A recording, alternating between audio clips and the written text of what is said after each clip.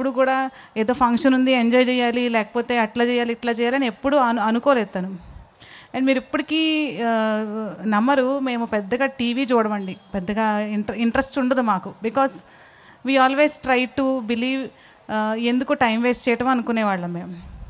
And అప్పుడప్పుడు సరదాగా మూవీస్కి వెళ్ళటం ఇవన్నీ కామనే, బట్ ఎక్కువ ప్రయారిటీ స్టడీస్కి ఇచ్చేది మా పాప. And she always try to do hard work, ఎక్కువగా హార్డ్ వర్క్ చేస్తూ ఉండేది, ఎక్కువగా చదువుకుంటూ ఉండేది.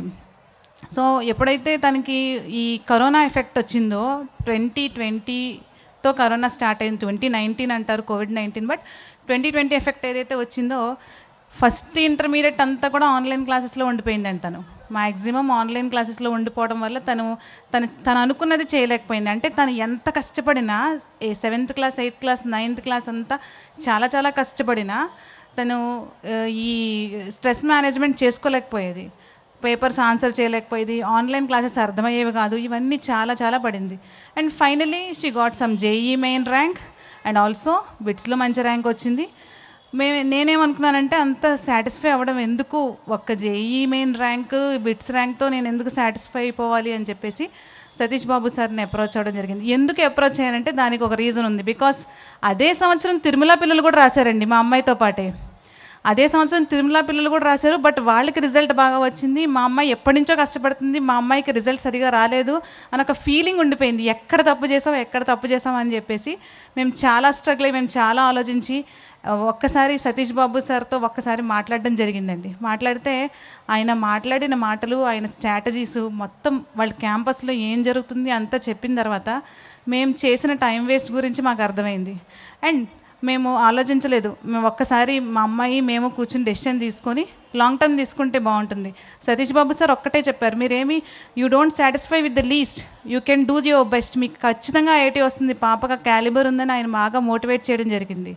అట్లాగే తిరుమలరావు గారి స్ట్రాటజీస్, నేను ఒక్కసారి ఆయన జర్నీ గురించి చిన్న 2 వాక్యాలు మాట్లాడాలి. బికాస్ ఒకసారి చూస్తే ఆయన ఒక సాధారణమైన లెక్చరర్, ఆయన ఇంత సక్సెస్ఫుల్గా ఇన్ని బ్రాంచెస్ని ఏర్పాటు చేసి అసలు ఒక మధ్యతరగతి వాళ్ళకి అందుబాటులో, నేను ఫస్ట్ తిరుమల తణుకు వస్తుంది అంటేనే నాకు అర్థమైంది, నాకు అనిపించింది మా సంస్థ మా ఊర్లో ఉందా, అబ్బో అసలు ఇంకా చూసుకోక్కర్లేదు. మా చుట్టుపక్కల వాళ్ళందరికీ, అంటే ఉభయ గోదావరి జిల్లాలో అసలు ఏమీ తెలియని పేరెంట్స్ కళ్ళు మూసుకుని జాయిన్ చేయొచ్చు.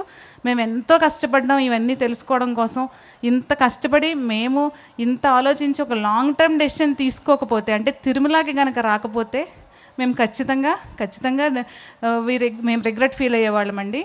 సో మా అమ్మాయి ఐఐటి మెడ్రాస్లో సీట్ వచ్చింది. ఆ 1 ఇయర్ లాంగ్ టర్మ్ వల్ల ఐఐటి మెడ్రాస్లో చదువుతుందండి. 1 ఇయర్ లాంగ్ టర్మ్ అంటే ఖచ్చితంగా చెప్పాలంటే 8 months లాంగ్ టర్మ్ కోచింగ్ తీసుకుందండి తిరుమలలో. 8 months లాంగ్ టర్మ్ కోచింగ్లో తను చాలా నేర్చుకుంది.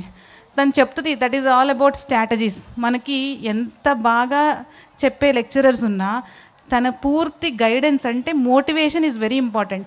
సార్ చెప్పినట్టు చాలా స్ట్రెస్ అవుతూ ఉంటారు, అమ్మాయిలు చాలా స్ట్రెస్ అవుతూ ఉంటారు, అబ్బాయిలు చాలా స్ట్రెస్ అవుతూ ఉంటారు.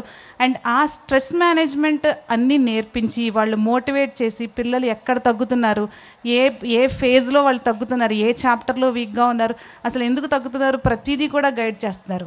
So that is very important. ఒక స్టూడెంట్కి బ్యాక్ అండ్ సపోర్ట్ అంతా ఇచ్చేది Tirumala team. I always admire Tirumala team. అసలు వాళ్ళ టీం వర్క్ కానీ, వాళ్ళ కలెక్టివ్ వర్క్ కానీ ఏది చూసినా ఇంచుమించు కాలేజ్లో ఆఫీస్ స్టాఫ్ దగ్గర నుంచి నేను అబ్జర్వ్ చేశాను. అప్పుడు what I learned about them is all about collective work, ఒక టీం వర్క్తో, ఒక డెడికేషన్తో. ఈ పిల్లలు మా పిల్లలనే ఒక ఇంటెన్షన్తో, ఈవెన్ వాళ్ళ హాస్టల్ మ్యామ్ కూడా, భవానీ మ్యామ్ అని ఉన్నారండి, ఆమె కూడా అస్సలు వదిలిపెట్టి, మా అమ్మాయి 2-3 సార్లు చాలా డిప్రెస్ అయిపోయింది పార్ట్ టెస్ట్లో మార్కులు తక్కువ వచ్చాయని. అప్పుడు సార్ దగ్గరికి, డైరెక్ట్గా సార్ దగ్గరికి మ్యామ్ దగ్గరికి తీసుకొచ్చి మా అమ్మాయికి మోటివేషన్ ఇప్పించడం, ఇవన్నీ అసలు మేము లైఫ్లో మర్చిపోలేనివి. అండ్ మేము రోజు మాట్లాడుకుంటాం తిరుమల గురించి. ఇంచుమించుగా కనీసం వారానికి 2 సార్లైనా మేము తిరుమల గురించి తలుకోకుండా ఉండం. So we are very thankful to Tirumala team. And sir ఇందాక చెప్పినట్లు mothers work is very important at home. Mother అనేవాళ్ళు చాలా రెస్పాన్సిబుల్గా ఉండాలి పిల్లల పట్ల. Actually mother is the key role, I think so. Because మనం పిల్లలు వచ్చేసరికి పూర్తిగా మన పనులన్నీ చేసేసుకుని వాళ్ళు వచ్చేసరికి రెడీగా ఉంటే we can concentrate on them.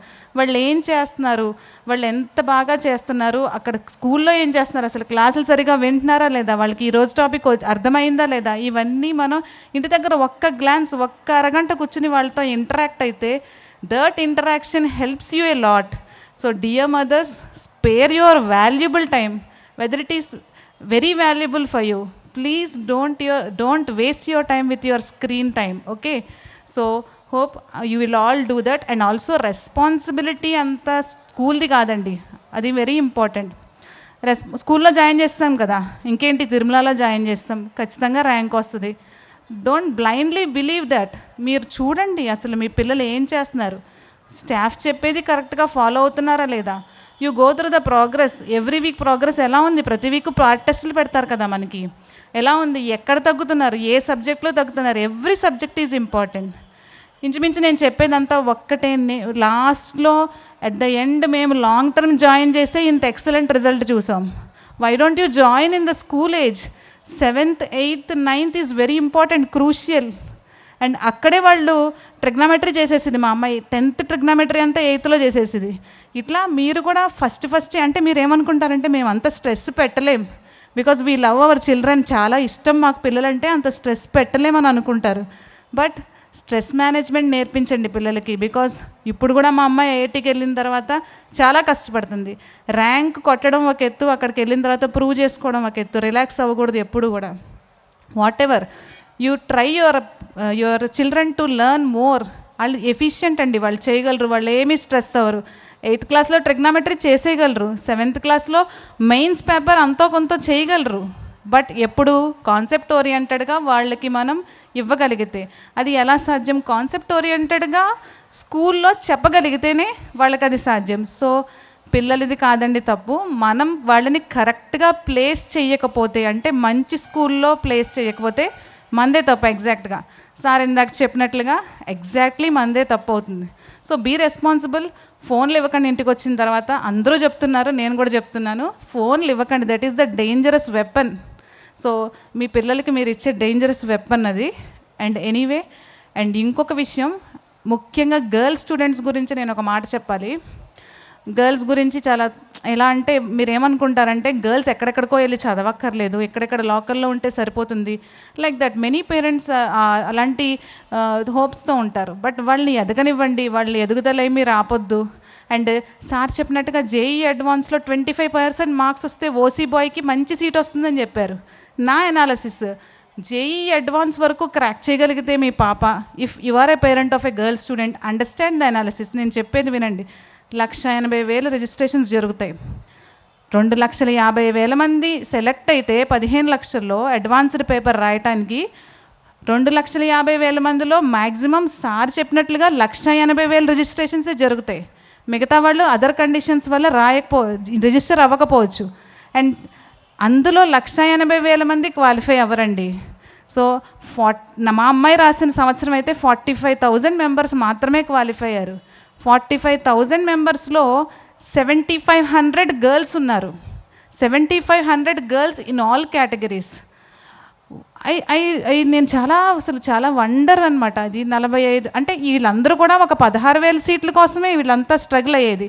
But girl కేటగిరీకి వచ్చేపాటికి మీరు గమనిస్తే 45,000 మంది క్వాలిఫై అయితే అడ్వాన్స్డ్లో 7,500 మంది గర్ల్స్ ఉన్నారంటే ఎంత మంచి ఛాన్స్ ఉందండి గర్ల్స్ స్టూడెంట్స్కి ఐఐటీస్లోకి వెళ్ళడానికి. ఆల్దో మనం చెప్పుకోవచ్చు మనకి లిమిటెడ్ సీట్స్ ఉంటాయి ఐఐటీస్లో, మనం చాలా తక్కువ సీట్స్తోనే ఎంటర్ అవుతాం. But try your level best. I think girls can do the best.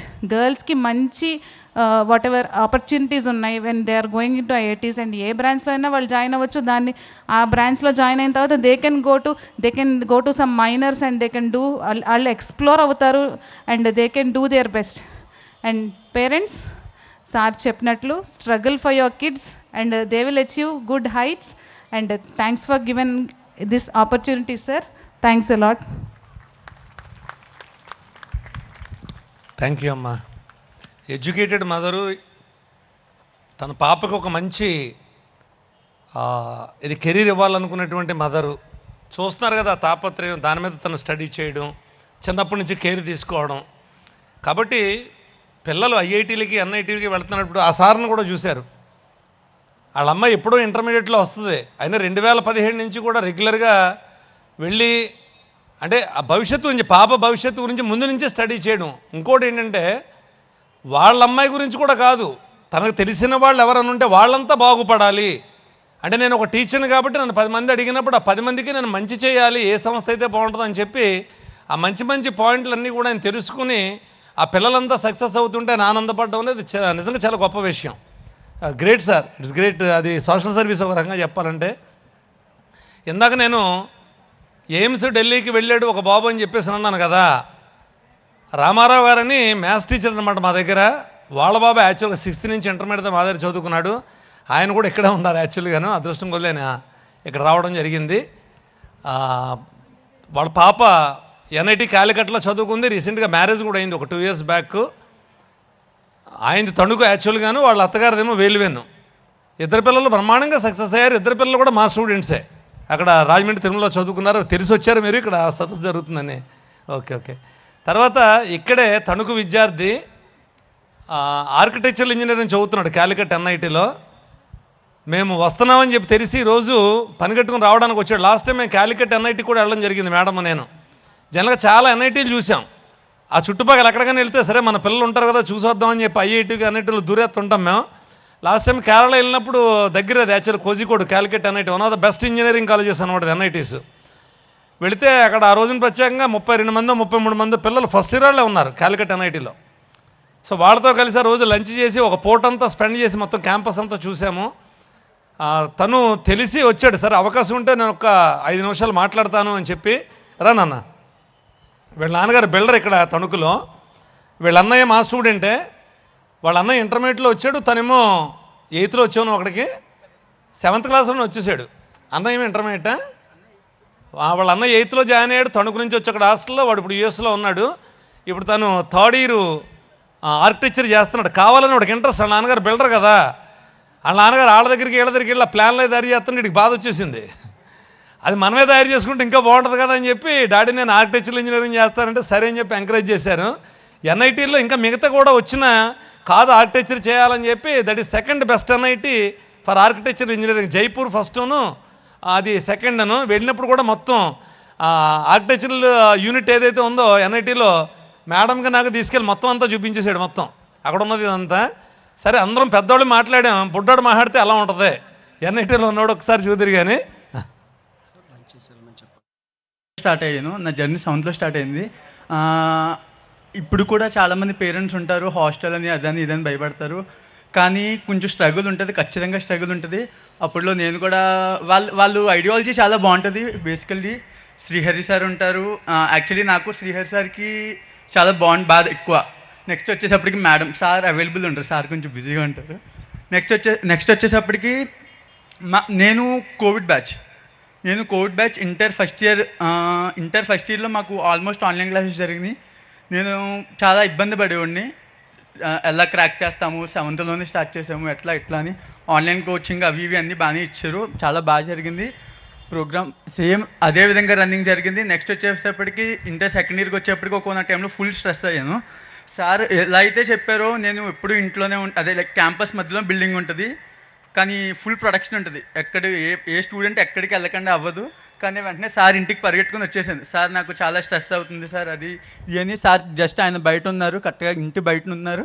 So ఆయన ఆ రోజు ఒక 1/2 an hour మోటివేషన్ ఇచ్చారు. ఆ మోటివేషన్ వల్ల నిజంగా ఆ రోజు చాలా వరకు బిల్డప్ అయ్యేది. మళ్ళీ వెనక్కి వచ్చాను. ఆ కోవిడ్ అటెంప్ట్ వల్ల నేను ఫాల్ డౌన్ అయ్యాను. కేవలం సార్ మాట్లాడిన ఒక్క అరగంట స్పీచ్ వల్ల మళ్ళీ వెనక్కి వచ్చాను. Sir actually his great motivator.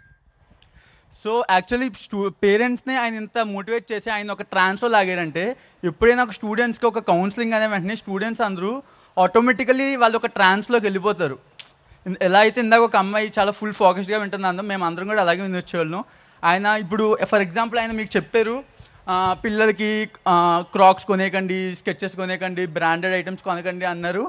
ఆయన స్టూడెంట్స్ పర్స్పెక్టివ్లో వేరేగా మాట్లాడతాడు. అరే నాన్న 500 రూపాయలు చెప్పు వాడాడు, నీకు ఎందుకురా 2000 రూపాయలు చెప్పు.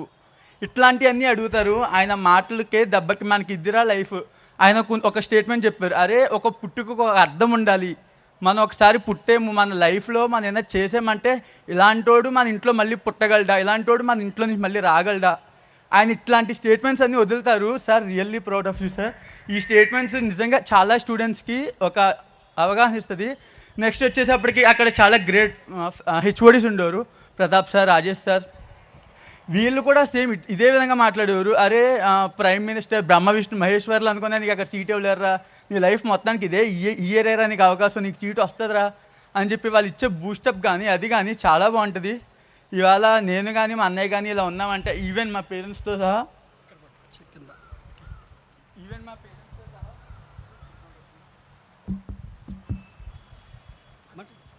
ఈవెన్ మా పేరెంట్స్తో సహా చాలా we are the well wishes for the Tirumala. Thank you sir.